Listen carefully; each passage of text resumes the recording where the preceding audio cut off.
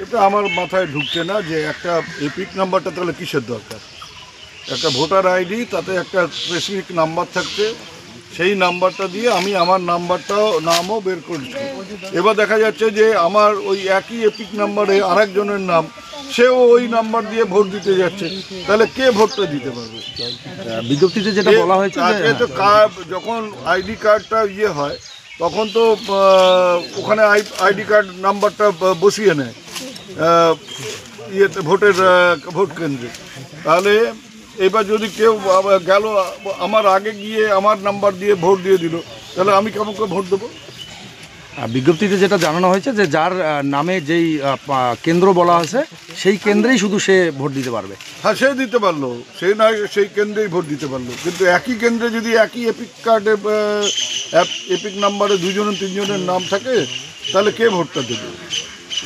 আমি তার থেকে ইলেকশন কমিশন বলেছে না কে বলেছে এটা আমার জানা নেই। আজকে আবারও মাথাভাঙায় 53 জনের ভূতের ভোটার ধরা পড়েছে, কি বলবেন? বাবা দেখলেন না পুকুরটা রাস্তা, এগুলো তো আমাদের বের করতে হবে, এগুলো আমরা খুঁজে বের করছি। এখন পর্যন্ত আমাদের সৌভাগ্য দিনহাটা বিধানসভা কেন্দ্রে আমরা এখন পর্যন্ত এই ধরনের কোনো কেস পাইনি। দেখা যাক। আপনার বাইক কেনার স্বপ্ন এবার হবে পূরণ, কারণ আমান হোন্ডা নিয়ে এসেছে একেবারে স্বল্প ডাউন পেমেন্টে বাইক বা স্কুটার কেনার সুবর্ণ সুযোগ। বিনা অ্যাকাউন্ট, লো সিভিল, ন্যূনতম ডকুমেন্টে আজই নিয়ে যান স্বপ্নের বাইক আপনার বাড়িতে। অতিরিক্ত ছাড় পেতে আজই যোগাযোগ করুন বামনহাট আমান হোন্ডা শোরুমে। শর্তাবলী প্রযোজ্য। যোগাযোগ করুন 9002805414।